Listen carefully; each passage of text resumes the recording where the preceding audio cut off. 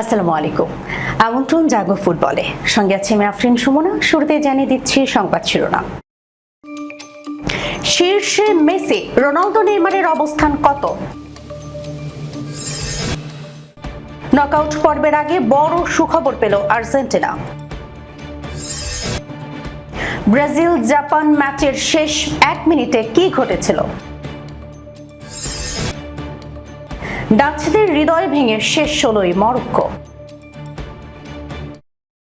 দর্শক, শিরোনাম শুনছিলেন, এবার জানিয়ে দিচ্ছি বিস্তারিত। ফিফা বিশ্বকাপের নকআউট পর্ব শুরু হয়েছে। এখন থেকে প্রতিটি ম্যাচই বাঁচা মরার লড়াই। একটি ভুলই বছরের পর বছরের পরিশ্রমকে ম্লান করে দিতে পারে। কেউ ছিটকে যাবেন, আবার কেউ গড়বেন নতুন ইতিহাস। গ্রুপ পর্বে তারকাদের মধ্যে সবচেয়ে উজ্জ্বল ছিলেন আর্জেন্টিনার লিওনেল মেসি। 3 ম্যাচে তিনি করেছেন 6 গোল। এর ফলে 6 আসর মিলিয়ে তার মোট গোল সংখ্যা দাঁড়িয়েছে 19, যা বিশ্বকাপে ইতিহাসে সর্বোচ্চ। বিস্ময়কর বিষয় হলো 39 বছর বয়সী মেসি চলতি বিশ্বকাপে এখন পর্যন্ত ফ্রান্সের কিলিয়ান এমবাপ্পে, ব্রাজিলের ভিনিসিয়াস জুনিয়র এবং নরওয়ের আর্লিং হাল্যান্ডের চেয়েও বেশি গোল করেছেন। বিশ্বকাপে দুর্দান্ত পারফরমেন্সের ফলে ফিফার নতুন পাওয়ার র্যাঙ্কিংসে শীর্ষে রয়েছেন আর্জেন্টাইন তারকা লিওনেল মেসি। ম্যাচ ভিত্তিক তথ্য উপাত্তের ভিত্তিতে তৈরি এই ব্যক্তিগত র্যাঙ্কিংয়ে গ্রুপ পর্ব শেষে আজ সর্বশেষ প্রকাশিত তালিকায় প্রথম স্থানে রয়েছেন তিনি। ফিফার ব্যাখ্যা অনুযায়ী পাওয়ার র্যাঙ্কিংস একজন খেলোয়াড়ের ম্যাচ ও পুরো টুর্নামেন্ট জুড়ে পারফরমেন্স মূল্যায়নের একটি সূচক। প্রতিটি ম্যাচের জন্য এবং পুরো আসরের জন্য খেলোয়াড়দের আলাদা স্কোর দেওয়া হয়। খেলোয়াড়দের অ্যাটাকিং, সৃজনশীলতা ও ডিফেন্স, এই 3 বিভাগে 0 থেকে 10-এর মধ্যে নম্বর দেওয়া হয়। আর গোলরক্ষকদের ক্ষেত্রে বলের দখল ও গোলরক্ষা বিবেচনায় স্কোর নির্ধারণ করা হয়।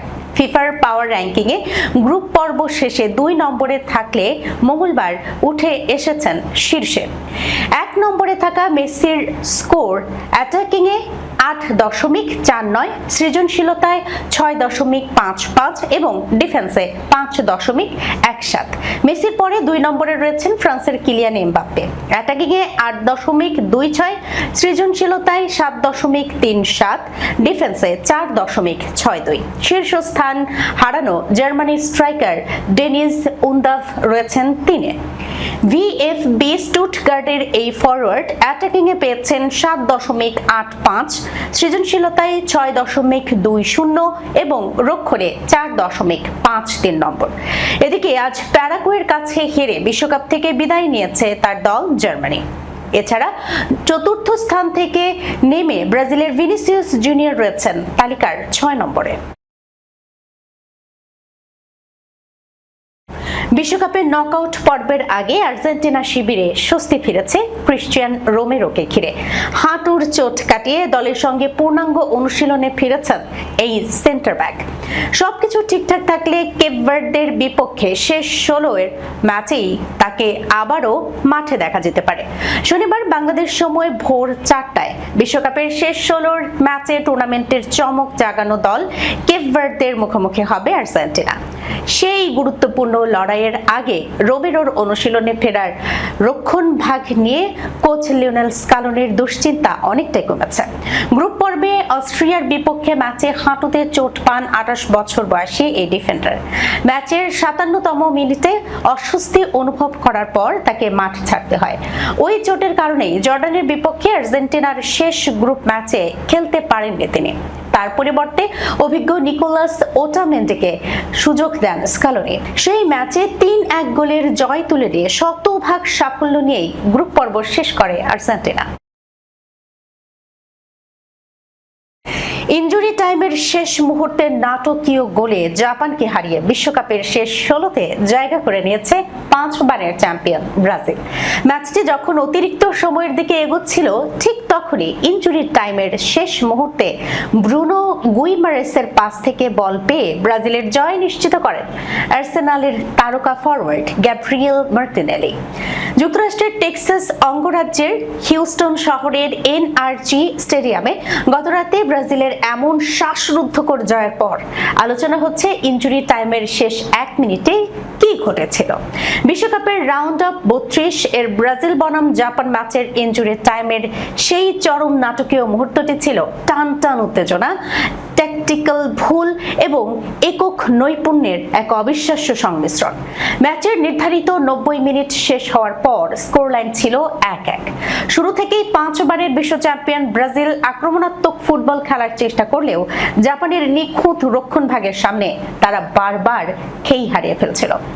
জাপানি ডিফেন্ডাররা পুরো মাঠ জুড়ে স্লাইডিং ট্যাকল, পাস ব্লক এবং ব্রাজিলের তারকাদের স্পেস না দিয়ে এক দুর্দান্ত ডিফেন্সিভ মাস্টার ক্লাস খেলা উপহার দেন। প্রথমার্ধের মাঝামাঝি সময়ে 29তম মিনিটে ব্রাজিলের ডিফেন্ডার দানিলোর এক দুর্বল ব্যাক পাস মাঝ মাঠে ইন্টারসেপ্ট করেন জাপানের মিডফিল্ডার কাইশু সানো। তিনি বল নিয়ে ব্রাজিলের রক্ষণভাগের উপর দিয়ে এক দুর্দান্ত চিলিং রান দেন। অভিজ্ঞ ক্যাসেমিরোকে গতিতে পরাস্ত করে ডি বক্সের ঠিক বাইরে থেকে ডান পায়ের এক বুলেট গতির শটে গোল লাইন ভেদ করেন সানো। 1-0 গোলে পিছিয়ে থেকে প্রথমার্ধ শেষে চরম চাপে পড়ে যায় ব্রাজিল। পিছিয়ে থাকার পর বিরতিতে ব্রাজিলের ইতালিয়ান কোচ কার্লো আনচেলোত্তি দলে বড় ধরনের ট্যাকটিক্যাল পরিবর্তন আনেন। বিশ্বকাপের নকআউট পর্বে নাটকীয়তার আরেকটি স্মরণীয় অধ্যায়ের জন্ম দিল মরক্কো। হারের মুখ থেকে ফিরে এসে অতিরিক্ত সময় পেরিয়ে টাই ব্রেকারে নেদারল্যান্ডসকে 3-2 ব্যবধানে হারিয়েছে উত্তর আফ্রিকার দেশটি।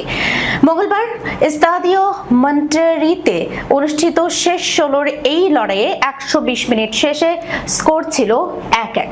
পরে পেনাল্টি শুটআউটে গোলরক্ষক ইয়াসিন বুনুর অসাধারণ নৈপুণ্যে শেষ 8-এর টিকিট নিশ্চিত করে মরক্কো। আগামী 4 জুলাই কোয়ার্টার ফাইনালে কানাডার মুখোমুখি হবে তারা। ম্যাচের শুরু থেকেই আক্রমণে ছিল মরক্কোর আধিপত্য। ডান প্রান্তে আশরাফ হাকিমি ও নুসাইর মাজরাউইয়ের গতিময় ফুটবল বারবার চাপে ফেলে ডাচ রক্ষণকে। 6 মিনিটেই হাকিমির বিপজ্জনক ক্রস অল্পের জন্য সতীর্থদের নাগালের বাইরে চলে যায়। এরপর ইসমাইল সাইবারি, আজেদিন উনাহি ও বিলাল এল খানুসের সমন্বয়ে একের পর এক আক্রমণ সাজাতে থাকে আফ্রিকার প্রতিনিধিরা। 19 মিনিটে ম্যাচের প্রথম বড় সুযোগ তৈরি করে মরক্কো। হাকিমির কর্নার থেকে এল আইনাউইয়ের কাছ থেকে আসা হেড অসাধারণ দক্ষতায় ফিরিয়ে দেন নেদারল্যান্ডসের গোলরক্ষক বার্ট ভারব্রুগেন। 2 মিনিট পর আবারও তিনি দলের রক্ষাকর্তা হয়ে ওঠেন। এল খানুসের পাস থেকে বল পেয়ে সাইবারি ডান দিকে হাকিমিকে খুঁজে দেন। মরক্কোর অধিনায়কের শক্তিশালী শট নিকট পোস্টে দারুণভাবে ঠেকিয়ে দেন ভারব্রুগেন। প্রথমার্ধ জুড়েই বলের দখল ও সুযোগ তৈরিতে এগিয়ে ছিল মরক্কো। অন্যদিকে পাল্টা আক্রমণে ভরসা রেখেছিল নেদারল্যান্ডস। 44 মিনিটে ক্রিসেনসিও সামারভিলের পাস থেকে মিকি ভ্যান ডি ভেনের জোরালো শট অসাধারণভাবে ঠেকিয়ে দেন ইয়াসিন বুনো। যোগ করার সময়ে উনাহির শট অল্পের জন্য বাইরে চলে যায়। কিছুক্ষণ পর হাকিমের নিচু ক্রস থেকে প্রায় খালি জাল পেয়েও বল জালে জড়াতে পারেননি সাইবারি। দর্শক, এই ছিল এখনকার মতো জাগো ফুটবলে। যাবার আগে সংবাদ শিরোনামগুলো জানিয়ে দেব আরো একবার। শীর্ষে মেসি, রোনালদো, নেইমারের অবস্থান কত? নকআউট পর্বের আগে বড় সুখবর পেল আর্জেন্টিনা। ব্রাজিল জাপান ম্যাচের শেষ 1 মিনিটে কি ঘটেছিল? ডাচদের হৃদয় ভেঙে শেষ 16ই মরক্কো। এখনকার মতো এই পর্যন্তই। এতক্ষণ পর্যন্ত যারা সঙ্গে ছিলেন সবাইকে ধন্যবাদ। আল্লাহ হাফেজ।